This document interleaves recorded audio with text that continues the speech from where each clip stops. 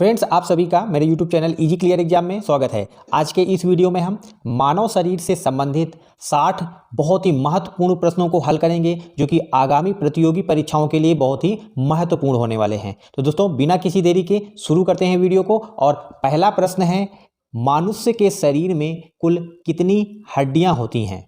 मनुष्य के शरीर में कुल 206 हड्डियां होती हैं। इस तरह से इस प्रश्न का सही उत्तर है ऑप्शन ए। बढ़ते हैं अगले प्रश्न की ओर। मानव शरीर का कौन सा अंग ब्लड बैंक कहलाता है? मानव शरीर का कौन सा अंग ब्लड बैंक कहलाता है? तो इस प्रश्न का सही उत्तर होगा ऑप्शन सी। प्लीहा को हम ब्लड बैंक के नाम से भी जानते हैं। बढ़ते हैं अगले प्रश्न की ओर। मानव शरीर में कुल पसलियों की यानी कि रिब्स की संख्या कितनी होती है? तो मनुष्य के शरीर में कुल 12 रिब्स होती हैं, यानी कि 12 पसलियां होती हैं। इस तरह से इस प्रश्न का सही उत्तर होगा ऑप्शन बी। बढ़ते हैं अगले प्रश्न की ओर। मानव शरीर का सबसे बड़ा अंग कौन सा है? मानव शरीर का सबसे बड़ा ऑर्गन कौन सा होता है? तो इस प्रश्न का सही उत्तर होगा ऑप्शन बी। त्वचा जो होती है वह मनुष्य के शरीर का सबसे बड़ा अंग होता है। बढ़ते हैं अगले प्रश्न की ओर। मानव शरीर में प्रतिदिन कितना यूरिन बनता है? तो मनुष्य के सामान्य स्वस्थ मनुष्य के शरीर में एक दिन में यानी 24 घंटे में लगभग 1.5 लीटर यूरिन बनता है। इस तरह से इस प्रश्न का सही उत्तर होगा ऑप्शन डी। अगला प्रश्न है, बाइल जिसको हम पित्त भी कहते हैं वह किस अंग के द्वारा तैयार किया जाता है? तो इस प्रश्न का सही उत्तर होगा ऑप्शन डी। यकृत के द्वारा पित्त का निर्माण होता है, जिसको इंग्लिश में लीवर भी कहा जाता है। तो लीवर में ही पित्त का निर्माण होता है, जिसको इंग्लिश में हम बाइल कहते हैं, और यह पीले रंग का होता है। अगला प्रश्न है, मानव शरीर के रक्त में यानी मानव शरीर का जो रुधिर होता है उसमें क्या पाया जाता है? तो मनुष्य के शरीर में जो रुधिर होता है उसमें आयरन यानी लोहा उपस्थित होता है। बढ़ते हैं अगले प्रश्न की ओर। मनुष्य के शरीर में यूरिया का निर्माण कहाँ पर होता है? तो इस प्रश्न का सही उत्तर होगा ऑप्शन ए। मनुष्य के शरीर के यकृत यानी लीवर में यूरिया का निर्माण होता है। अगला प्रश्न है, मिनी माता बीमारी जल में किस प्रदूषक के मिलने के कारण होती है? तो यदि जल में मरकरी मिल जाता है तो उससे उस दूषित जल से मरकरी से मिनीमाता नामक रोग होता है। इस तरह से इस प्रश्न का सही उत्तर होगा ऑप्शन सी। बढ़ते हैं अगले प्रश्न की ओर। शरीर में भोजन पाचन किस अंग से प्रारंभ होता है? तो दोस्तों, जब हम भोजन को खाते हैं उसके पश्चात यह हमारे मुंह से ही इसका पाचन प्रारंभ हो जाता है। मुंह में एक टाइलिन नामक एक एंजाइम निकलता है जो हमारे मुंह से ही भोजन के पाचन की क्रिया को प्रारंभ करा देता है। इस तरह से इस प्रश्न का सही उत्तर होगा ऑप्शन ए। अगला प्रश्न है, स्वस्थ मनुष्य का दिल यानी हार्ट या फिर हृदय, स्वस्थ मनुष्य का हृदय 1 मिनट में कितनी बार धड़कता है? स्वस्थ मनुष्य का जो हृदय है 1 मिनट में वह लगभग 72 बार धड़कता है। तो इस प्रश्न का सही उत्तर होगा ऑप्शन डी।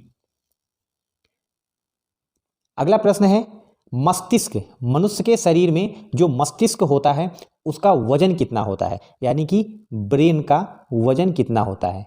तो मनुष्य के शरीर का जो ब्रेन है उसका वजन होता है 1350 ग्राम। इस तरह से इस प्रश्न का सही उत्तर होगा ऑप्शन सी। बढ़ते हैं अगले प्रश्न की ओर। मानव शरीर में औसतन रक्त औसतन ब्लड की मात्रा कितनी होती है? तो सामान्य मनुष्य के शरीर में लगभग 5 से 6 लीटर तक ब्लड होता है। तो इस तरह से इस प्रश्न का सही उत्तर होगा ऑप्शन बी। बढ़ते हैं अगले प्रश्न की ओर। सामान्य मनुष्य के मुंह में औसतन कितने दांत होते हैं? तो औसतन 32 दांत होते हैं। इस तरह से इस प्रश्न का सही उत्तर है ऑप्शन बी।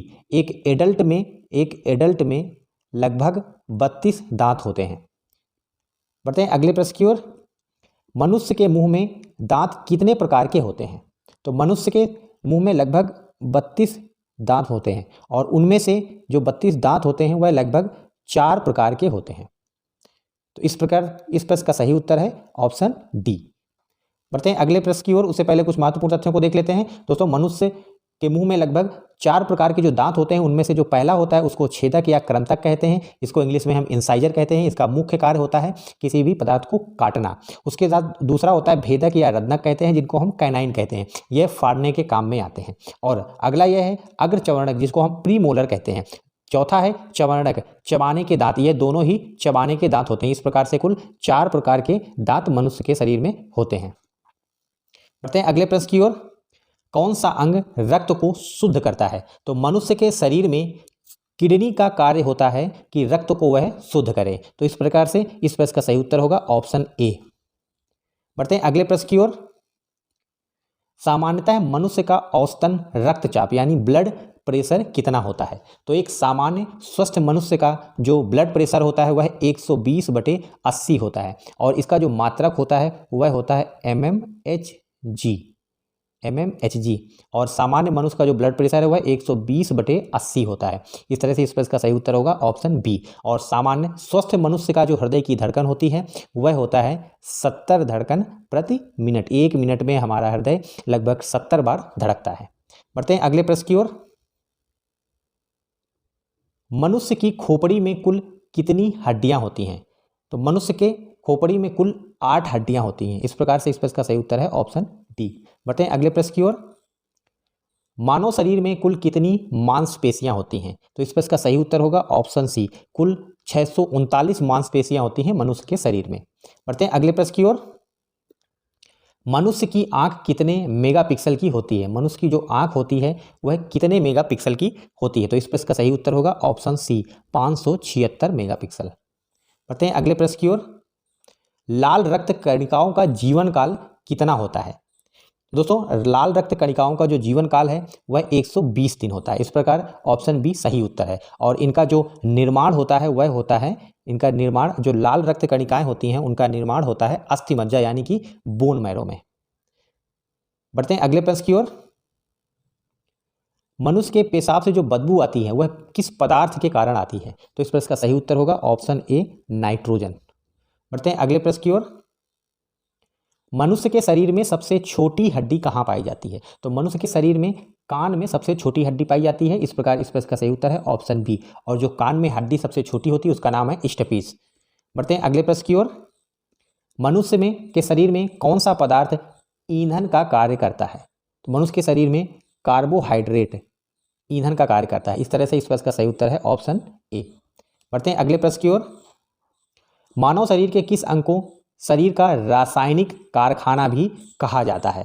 तो मनुष्य के शरीर का जो यकृत है इसको हम रासायनिक कारखाना भी कहते हैं, यानी लीवर को रासायनिक कारखाना भी कहा जाता है। इस प्रकार इस प्रश्न का सही उत्तर है ऑप्शन सी।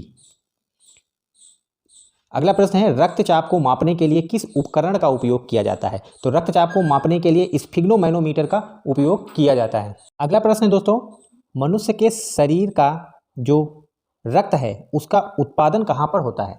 तो मनुष्य के शरीर में ब्लड का उत्पादन अस्थि मज्जा में होता है। इस प्रकार इस प्रश्न का सही उत्तर है ऑप्शन ए। अस्थि मज्जा को अंग्रेजी में बोन मैरो भी कहा जाता है। बोन मैरो कई बार एग्जाम्स में पूछा गया है तो इसको आप याद रखिए। बोन मैरो में ब्लड का उत्पादन होता है।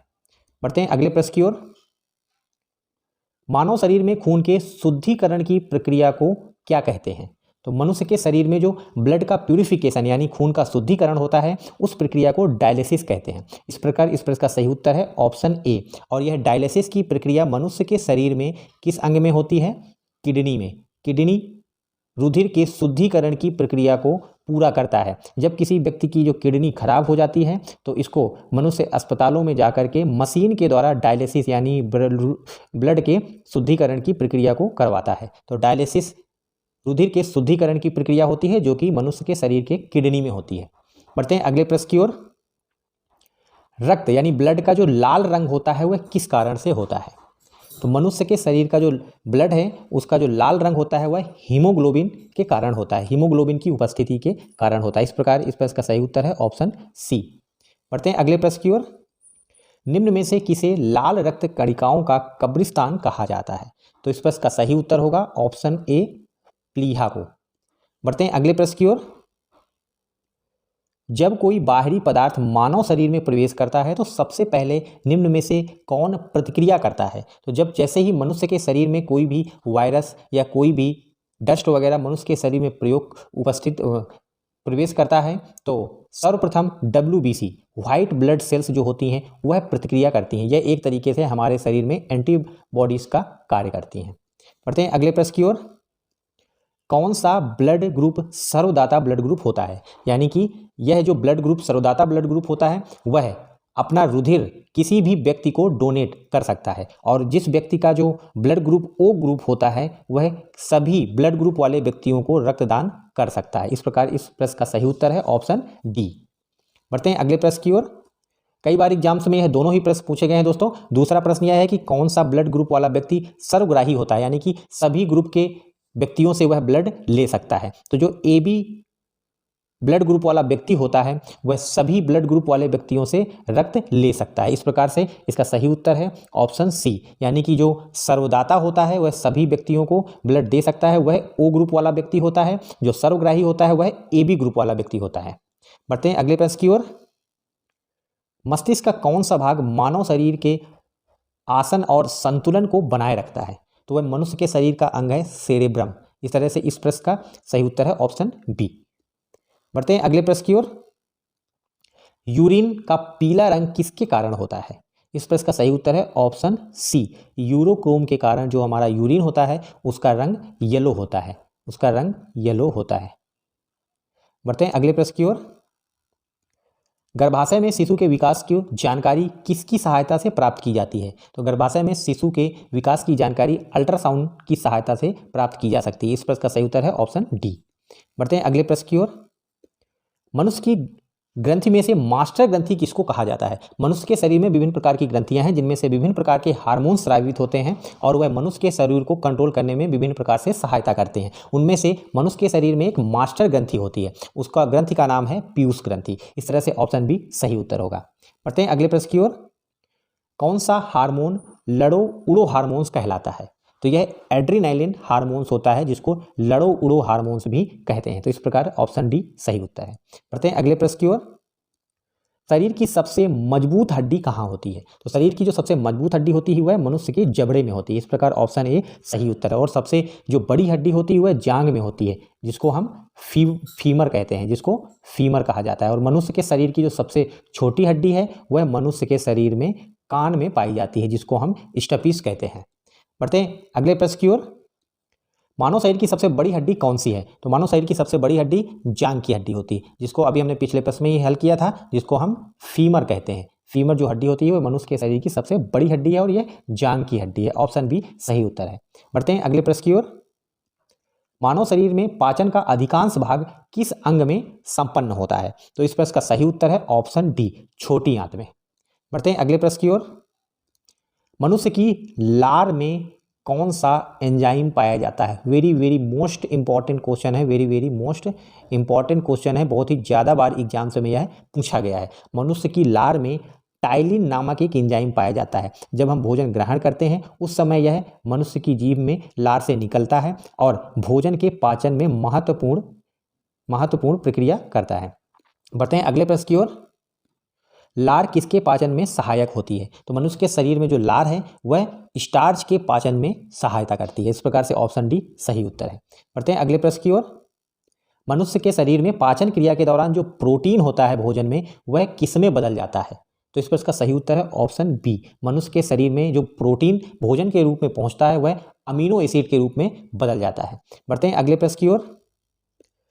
निम्नलिखित में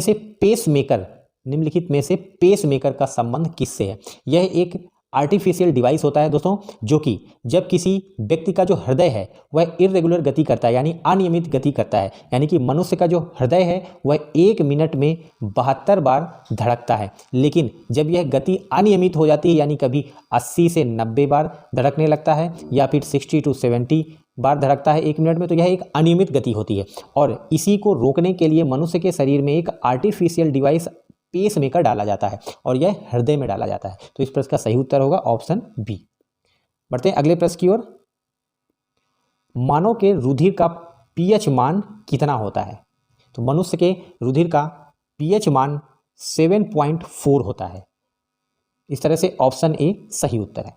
यदि किसी भी द्रव का जब पीएच मान 7 से ज़्यादा होता है तो वह बेसिक होता है, यदि 7 से कम होता है तो वह एसिडिक होता है यानी कि अम्लीय होता है, और अगर 7 से ज़्यादा है तो वह बेसिक होता है यानी कि क्षारीय होता है। तो मनुष्य का रुधिर इस तरह से क्षारीय होता है और पीएच मान होता है 7.4। ऑप्शन ए सही उत्तर। बहुत ही ज़्यादा बार एग्जाम्स में पूछा गया है बच्चों, इसको आप याद रखिए, very very most important question है। बढ़ते हैं अगले प्रश्न की ओर। विटामिन ए की कमी से कौन सा रोग होता है? मनुष्य के शरीर में विभिन्न विटामिन की कमी से कुछ रोग होते हैं, उनको आप याद रखिए, एग्जाम्स में बहुत ही ज़्यादा बार पूछे जाते हैं। विटामिन से संबंधित एक क्वेश्चन अवश्य पूछा जाता है। इस तरह से विटामिन से संबंधित जो क्वेश्चन है वह बहुत ही इंपॉर्टेंट हो जाते हैं। और जो विटामिन ए है वह उसकी कमी से रतौंधी नामक रोग होता है। ऑप्शन बी सही उत्तर है, यानी कि उसको रात में देखने में दिक्कत होती है। रतौंधी यह एक बीमारी होती है। बढ़ते हैं अगले प्रश्न की ओर। शरीर में ऑक्सीजन का परिवहन किसके द्वारा होता है? जब हम सांस लेते हैं उसके पश्चात जो ऑक्सीजन फेफड़ों में जाती है वहाँ पर यह रुधिर में मिल जाती है। उसके रुधिर में मिलने के पश्चात यह शरीर के विभिन्न भागों में पहुँचती है, रुधिर यानी रक्त की सहायता से। तो इस तरह से जो ऑक्सीजन का परिवहन है शरीर में वह ब्लड यानी रक्त के द्वारा होता है। ऑप्शन ए सही उत्तर है। बढ़ते हैं अगले प्रश्न की ओर। मनुष्य के शरीर में विटामिन बी की कमी से कौन सा रोग होता है? तो मनुष्य की शरीर में विटामिन बी की कमी से एक बेरी नामक रोग होता है। विटामिन ए की कमी से कौन सा रोग होता था? रतौंधी। विटामिन ए की कमी से रतौंधी नामक रोग होता है। इनको आप याद रखिए, एग्जाम्स में बहुत ही ज़्यादा बार विटामिन की कमी से होने वाले रोगों को पूछा जाता है। बढ़ते हैं अगले प्रश्न की ओर। नवजात शिशु के शरीर में कितनी हड्डियां होती हैं? तो नवजात शिशु के शरीर में लगभग 306 हड्डियां होती हैं। इस प्रकार ऑप्शन डी सही उत्तर है। और एडल्ट के शरीर में 206 हड्डियां होती हैं। बढ़ते हैं अगले प्रश्न की ओर। वृद्धा अवस्था में शरीर की जो हड्डियां होती हैं वह कमजोर क्यों हो जाती हैं? तो मनुष्य के शरीर की जो हड्डियां हैं वह वृद्धावस्था में कैल्शियम की कमी से बहुत ही कमजोर हो जाती हैं। इस तरह से ऑप्शन बी सही उत्तर है। इसीलिए वृद्धावस्था में लोग कैल्शियम की टैबलेट वगैरह खाने के लिए दी जाती हैं। बढ़ते हैं अगले प्रश्न की ओर। मनुष्य के शरीर में विटामिन सी की कमी से कौन सा रोग होता है? तो विटामिन सी की कमी से मनुष्य के शरीर में स्कर्वी नामक रोग होता है। यह एक त्वचा रोग होता है और विटामिन सी ज़्यादातर जो भी खट्टे पदार्थ होते हैं उनमें विटामिन सी पाया जाता है और इसकी कमी से स्कर्वी नामक रोग होता है। बढ़ते हैं अगले प्रश्न की ओर। सूर्य की रोशनी से कौन सा विटामिन हमें प्राप्त होता है? तो सूर्य की रोशनी से हमें विटामिन डी प्राप्त होता है। इस तरह से ऑप्शन डी सही उत्तर है। और विटामिन डी की कमी से मनुष्य के शरीर में रिकेट्स नामक रोग होता है। रिकेट्स जिससे कि हड्डियां कमजोर हो जाती हैं। विटामिन सी की कमी से रिकेट्स नामक रोग होता है। बढ़ते हैं अगले प्रश्न की ओर। मच्छर के काटने से कौन सा रोग होता है? तो मनुष्य के शरीर में जो मलेरिया रोग है यह मच्छर के काटने से होता है। प्लेग रैबिट्स से होता है। जो पीलिया होता है वह ज़्यादा बाइल उत्पादन से होता है और वहीं पर जो रेबीज है यह डॉग बाइट यानी कि कुत्ते के काटने से होता है। तो मनुष्य के शरीर में मच्छर काटने से कौन सा रोग होता है? मलेरिया रोग होता है। और इसी प्रकार जो डेंगू रोग भी है वह भी मच्छर के काटने से ही होता है और जो मादा एनाफिलीज होती है उसी के काटने से यह डेंगू रोग होता है। बढ़ते हैं अगले प्रश्न की ओर। नेत्रदान में आंख का कौन सा भाग दान किया जाता है? जब कोई मनुष्य अपने नेत्र दान करता है तो मनुष्य के नेत्र की जो कॉर्निया होती है उस भाग को ही दान के रूप में वह देता है, क्योंकि इसी का उपयोग किया जाता है। इस प्रकार से ऑप्शन बी सही उत्तर होगा। बढ़ते हैं अगले प्रश्न की ओर। निम्नलिखित में से किसके कारण त्वचा का कैंसर हो जाता है?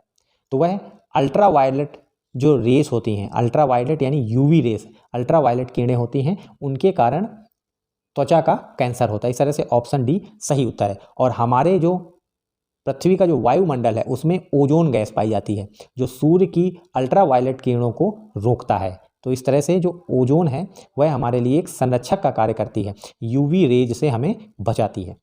बढ़ते हैं अगले प्रश्न की ओर। आयरन की कमी से आयरन की कमी से कौन सा रोग होता है? तो मनुष्य के शरीर में आयरन की कमी से एनीमिया रोग होता है। इस तरह से ऑप्शन सी सही उत्तर है। मनुष्य के जो ब्लड में क्या पाया जाता है? आयरन, और इस आयरन की कमी से एनीमिया नामक रोग होता है। बढ़ते हैं अगले प्रश्न की ओर।